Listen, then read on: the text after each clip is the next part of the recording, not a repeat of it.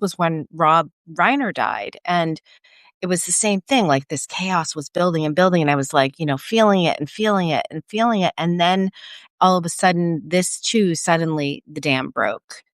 And, and while this existential crisis goes on in the world, and we see it in social media, it's these passings for some reason that feel more personal to me. These are two, even though I still have. Hello, my name is Shelley. I write the publication Spicy Soul Mama. I've been on here for 2 years already. I've been writing and creating for about 10 years now, but I've been here about 2 years on Substack. I have a publication called Spicy Soul Mama with a podcast of the same name. And instead of writing my newsletter blog this week, I decided to just read it. And I wrote some notes and thought I would just be spontaneous because sometimes it's painful to write and go back and perfect and edit. And it just takes a lot of time. And I just have a lot to get out. So I thought I would just read a little bit of what I wrote and riff on that and be spontaneous. So last, I wanted to talk about mindfulness and meditation and where my practice is and the state of the world and some of the tools that I use to get through these difficult times. So thanks for joining, Margaret Ann. I see you there. So last week, I didn't realize it, but I was holding my breath. I thought I was taking deep breaths. I was so present that my internal weather was like a tornado, and I didn't realize it until this morning. I have so many tools, and I really wasn't utilizing them last week. I think I might have meditated once, and then my reserves became depleted. I have a pretty regular practice, and I really became depleted by the end of the week. I was so focused on my motherhood identity, supporting my daughter in her recent breakup, the news swirling, and all the things. And so it's what we do as parents, though, right? We drop everything and we put our kids first from the minute they're born, and we begin to forget ourselves. And so this is what I am constantly trying to get back to, is remembering myself as well as being a parent and in that role. Hi, Wendy. I'm glad you're here. So,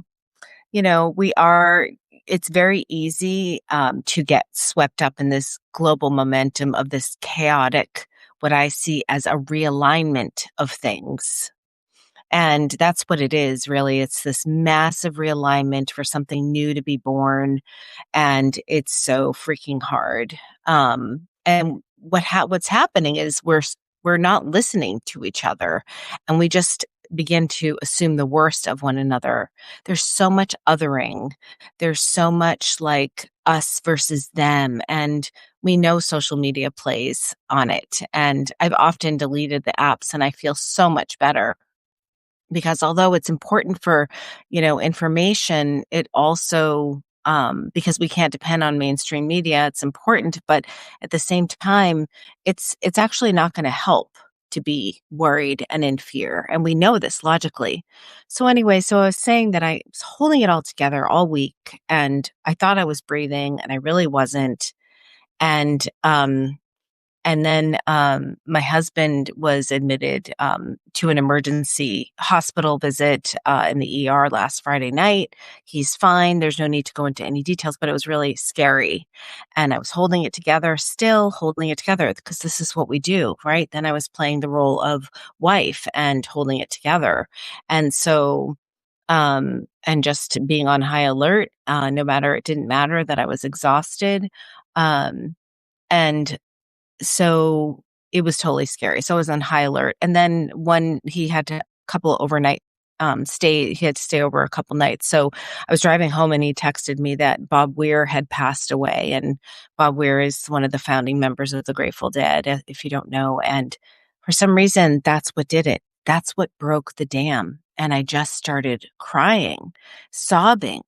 And it's so weird because I didn't know him personally, right? And I mean, I met him once in 2019, at Ram Dass's memorial in San Francisco, but it was only like a greeting of the eyes and a nod of the head. And but he's just this iconic figure that has been giving to us for so many years. And I spent many years going to the Grateful Dead shows from the early '90s, and then through Dead and Company with John Mayer after Jerry passed. And if you've been to a Grateful Dead show, you know that there's this energetic, like loving vibration that is so much belonging and oneness. So, that is just like one of my favorite highs to be on, is this energetic frequency of vibration and, with others in a collective. And it's really weird because the last time that I sobbed like this was when Rob Reiner died. And it was the same thing. Like this chaos was building and building. And I was like, feeling it and feeling it and feeling it. And then all of a sudden, this too, suddenly the dam broke. And, while this existential crisis goes on in the world, and we see it in social media, it's these passings for some reason that feel more personal to me. These are two, even though I still have compassion for what's happening in our world and I feel deeply about it, I don't know. These were just two iconic figures that exuded goodness and were part of the zeitgeist. And this is why art is so important, because these artists interpreted life in all these ways through film and TV and music, and connecting us all to life itself and in this common ground that we have of being human. And I could claim that each time I experienced their art, there was a spiritual opening. This experiences that lifted me to new ways of thinking and communing with humanity. This language that brings us to our internal weather of inner peace and a knowing, to a grounding level of sorts. Because we know that the collective chaos does impact our internal weather. And slowing down enough to have a little check in, like, what is my internal weather, actually is a form of activism. It's a way of not absorbing the energetic turmoil of the tornadoes that pick things up in its wake, right? So as a tornado spins, it picks things up and carries it and carries it and builds momentum. And that's really what was happening for me last week. And I didn't even realize it. I had this brewing happening, swirling. Um, and so we don't want to become this energy because it defeats the purpose, like, of, we don't want to become this energy we want to defeat, is what I'm trying to say. Like, we don't want to become that chaos. The energy that we want to defeat. We need to be an activist with our internal weather and finding this neutrality and grounded curiosity and presence. It's not bypassing what's happening. It's just not ingesting it. And I know it's easier said than done. So today I wanted to share a little story kind of in closing. Um, Today I decided to really sit into meditation with my online community that meets every day on YouTube at 7 a.m. Pacific time. And they don't know if I'm there or not. I don't even know anyone except for the teacher. But it's one of the practices I use that I rotate. So I sit in front of my altar that has, it's a bookshelf that has many special artifacts on it, like pictures of people I love from the living and the dead. And I have books, and I have a typewriter that's to honor my grandfather, who was a writer. And under this typewriter, I have this paper that's been folded under it for a while. And I remembered that it was a letter from my grandmother, who passed about 5 years ago, but I hadn't opened it in a while. And why did I decide to open it today? I don't know. But this is what I discovered. So it's this really beautiful, this handwritten letter that's kind of hard to read. And with it was an article that's kind of yellow. I can't even tell what year it's from, but it's called Silence Isn't Golden. I mean, I can't make this stuff up. So she wrote to me, Dear SB, that's what she called me. I saved this article and it had meaning for me. I remember when I would sit at Nana's house and I started to talk.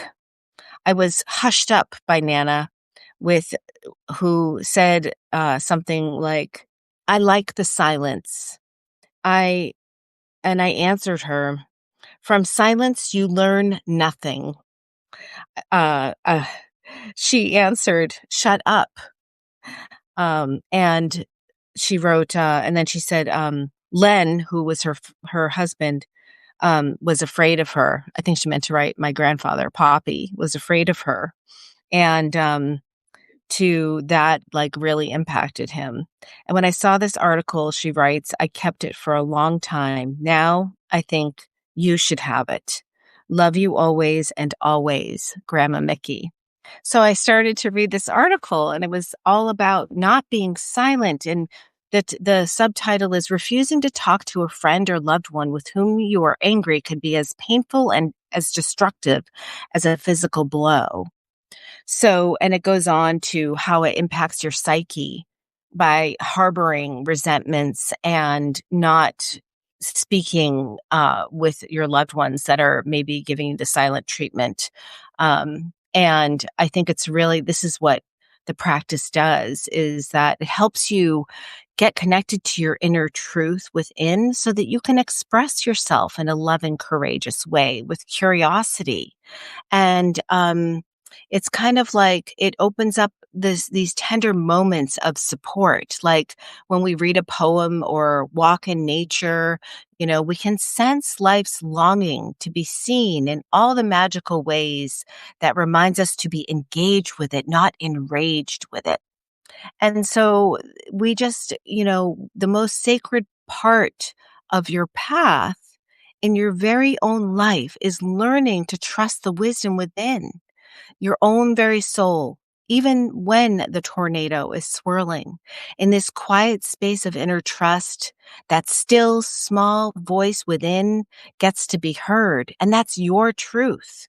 And it's, this fear will lose its weight and you can allow this inner peace to grow. You can feel the guidance and the refinement and you can take the next step. So, I'm about to complete my second certification with Jack Cornfield and Tara Brock for their mindfulness mentoring program. And if you want to talk about it, I'm here for you and to discover like what that might mean for you. I love guiding people in the practice and, maybe I'll start having, a weekly practice with anyone who wants to join. But staying curious and open to what might be discovered as a new way for yourself really will impact those around you. My practices and tools are pretty vast and deep, and I don't have all the answers, not at all.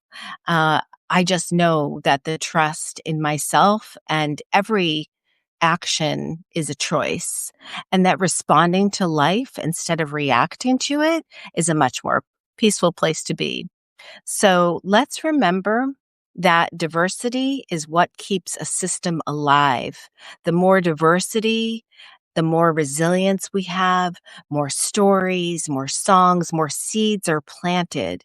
And if we only have compassion for those on our side, we're missing the whole point because real change doesn't come from us versus them.